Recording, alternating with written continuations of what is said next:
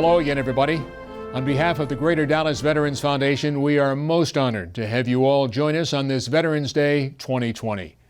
My name is Scott Murray, and for years I have been most privileged to serve as your Master of Ceremonies in front of Dallas City Hall for the program leading up to the annual Veterans Day Parade every November 11th. However, as you all well know, this year is anything but the norm. So we will virtually be honoring the men and women of our military instead from our Murray Media Studios. Yet all the same, saluting and thanking all who have served and continue to serve in their courageous and committed efforts to keep us all out of harm's way all around the world every single day. And certainly our thanks to all of our wonderful supporters and generous sponsors who remain part of our very special team, in particular, companies like USAA and TXU Energy. And this year, our event is indeed most meaningful because the theme is the commemoration of the 75th anniversary of the end of World War II, as we share stories from those who were a part of what has come to be known as the Greatest Generation.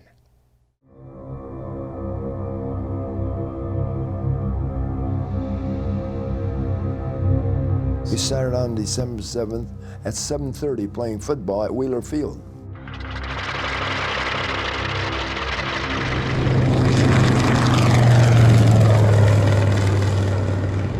I get through breakfast. I'm walking back to my barracks to get some clothes and money to go downtown. I looked up in the air and I says, "Pa, look at all those airplanes up there." I never seen so many in all my life. There's so many planes coming in, you didn't have time to worry. All of a sudden, boom, boom, boom. What the hell's happening?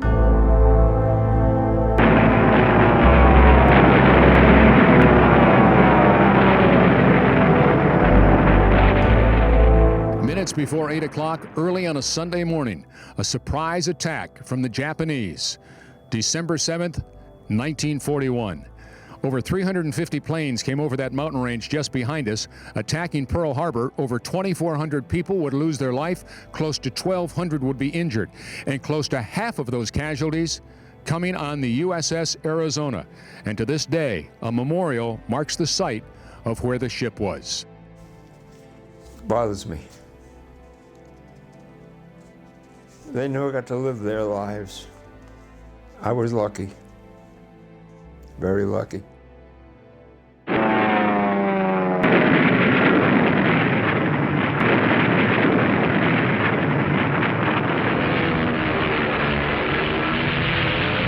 December 7th, 1941,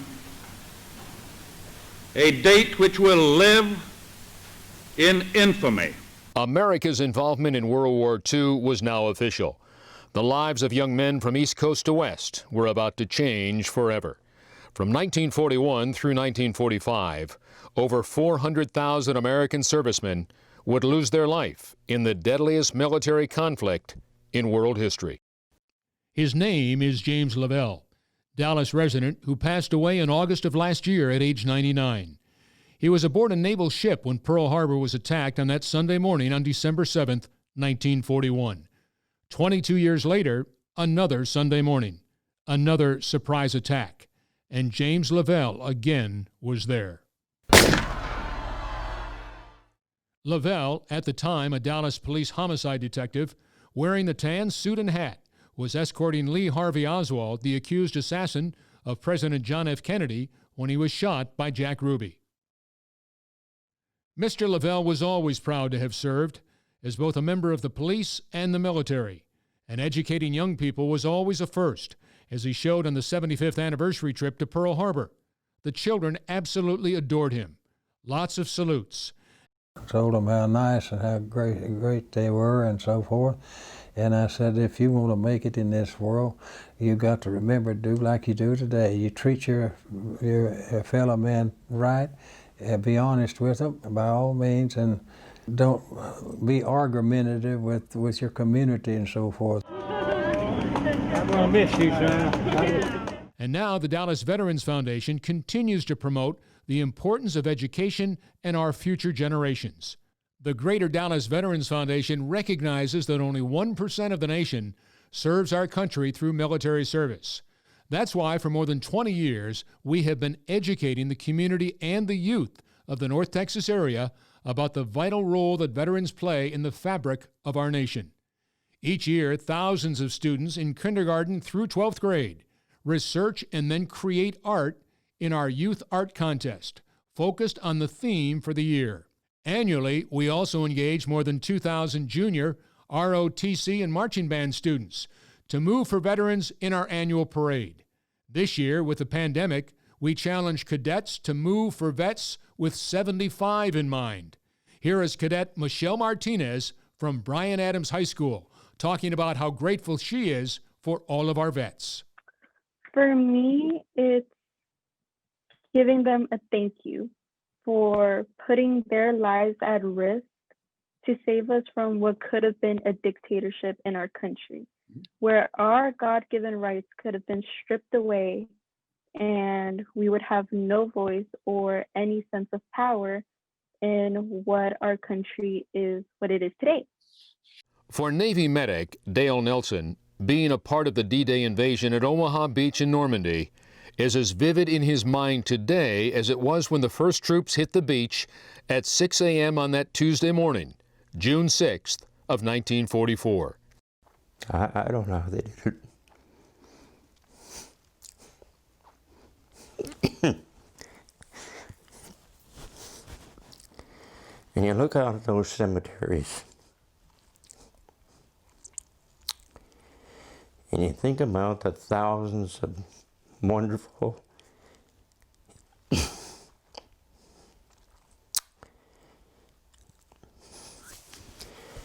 great young men that were so brave. And some damn fool like Hitler killed them all off. What a shame. What they went through is just really makes me feel kind of, maybe I didn't do much. Maybe I didn't do what I should have done.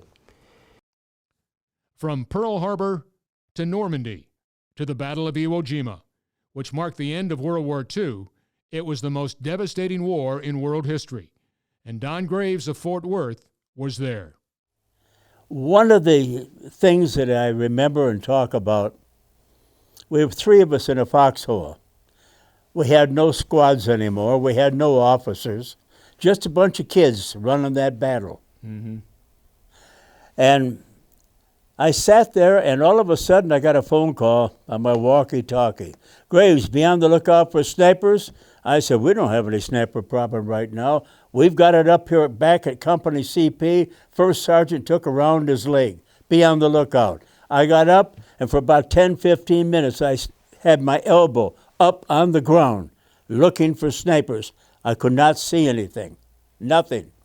Got back down, reported in. They said, keep looking. By the way, you got a kid coming for your replacement. 10 minutes later, this young man jumped down in the hole and said, who's Graves? I said, I am. What do you want me to do? I said, sit down over there. There'll be plenty to do later. He said, let me take a look with those glasses. I said, no, you get yourself shot. So one of my buddies said, give him the glasses. That's what he's here for. I gave him the glasses. He got right up where I had been. And we're talking, just talking Marine talk. All of a sudden, he fell back. His helmet spun off on the ground between my feet. And I was watching it, and he lay there. We were stunned. When the helmet stopped, I looked in the bottom, caught in the web, was a picture of a beautiful girl. And on her lap was a beautiful baby. I lost it. I got up and I cursed Iwo Jima. I cursed the Marine Corps, and I cursed God, having let that kid take my place.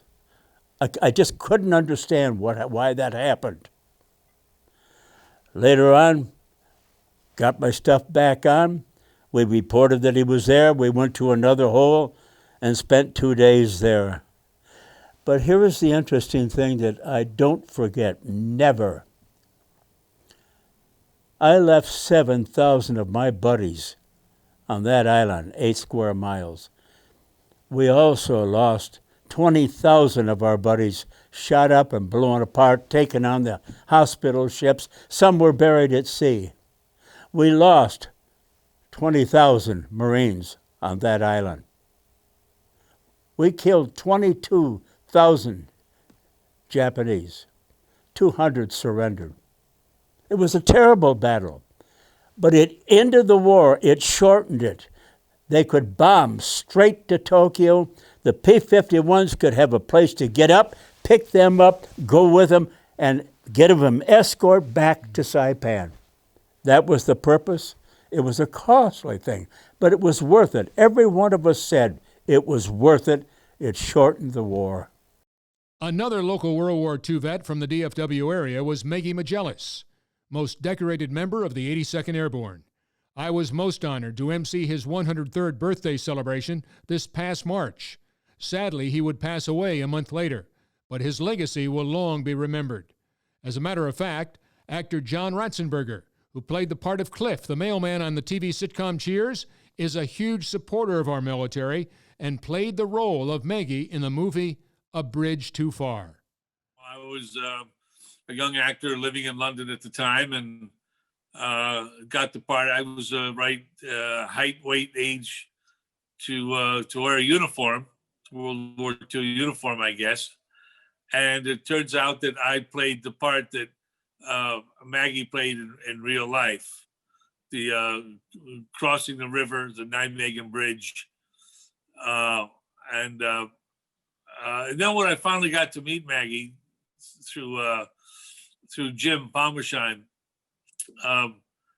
it's just when you're standing there and you're talking to him, it's such an approachable guy, but they're the real stars. I mean, his exploits and what he did, it's like Superman. And I wager that he just didn't give it much thought at the time. You know, like when you see a fire, you either run towards it or you run away from it. But he always ran towards it and saved a lot of lives and certainly garnered a lot of kudos, which he wasn't looking for, but he was a very special, very, very special man. Another great longtime friend and supporter of the military is singer-songwriter, tie a yellow ribbon round the old oak tree, Tony Orlando. Hello, Scott, and hello, everybody in Dallas. I want to send my warmest wishes to all of you who work so hard on behalf of our veterans and our men and women in service. And as you can see, I'm standing next to the Marines here in New York City. So we want to shout out to you. Thank you for all you do for them and for our country. So I'll give you a good old Marine. Hoorah! That's for you, Scott, and everybody down in Dallas. God bless you. From Tony Orlando to yet another good friend. Next up, we welcome a good friend who annually hosts the broadcast on NBC5 on the Veterans Day Parade. Let's say hello to Brian Curtis. Thank you, Scott. I certainly miss seeing you and everyone in person, but it is such an honor to be a part of this celebration once again. What a special year this is for all kinds of reasons. This marks the 75th anniversary of the end of World War II. And we are eternally grateful to the greatest generation for saving the world from tyranny. This year, of course, also unique because we can't all be gathered together in front of City Hall. But here's the way I see it. As Americans and North Texans, we do what we have to do. We've been through a lot this year, an unrelenting pandemic, a bruising political season, civil unrest, and there may be more challenges ahead. It can seem overwhelming, especially for those of us whose job it is to try to make sense of the forces buffeting our daily lives.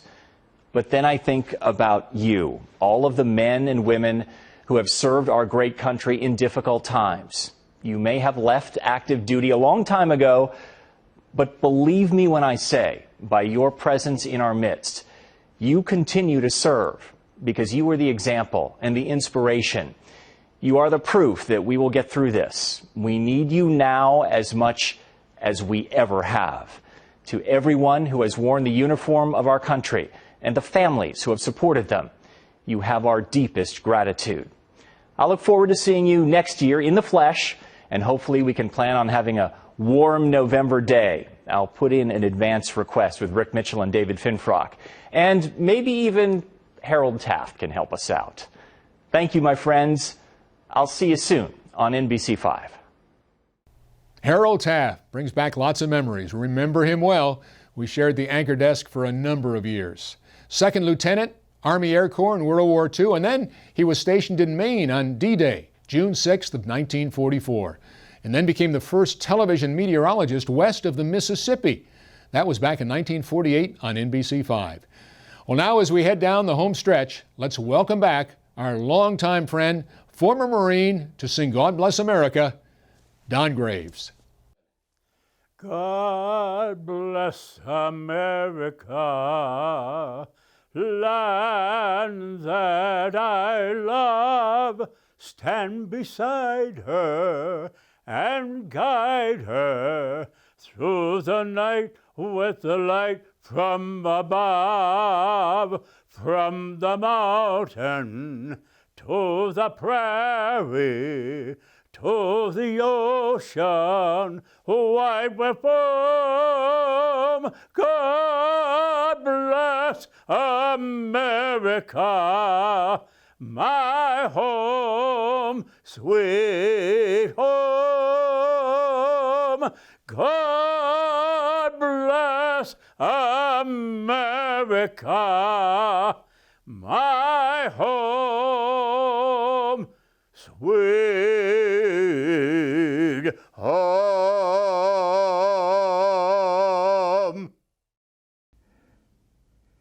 It's hard. And I finally put it down on paper. It's a little poem I wrote that expresses my feelings. Why you, not me? Out of the western skies they came, engines roaring, exhausts aflame. The sky was filled with attacking flights, strafing and bombing with all their might. It was Sunday morning and we were at rest, but when alerted, we did our best. And when the attackers did retreat, 3,500 casualties lay at our feet. Now, when I with reverence attend the December memorials once again, I gaze at the list of the young who died, and with pent emotions I have cried. The tears I shed upon my cheek poses the question whose answer I seek. Why you and not me? Let us never forget the sacrifices made, the lives that were lost, the freedoms we've been afforded. All thanks to the courageous, compassionate, and committed men and women of the greatest generation. God bless them all, and God bless America, the country we all proudly call home.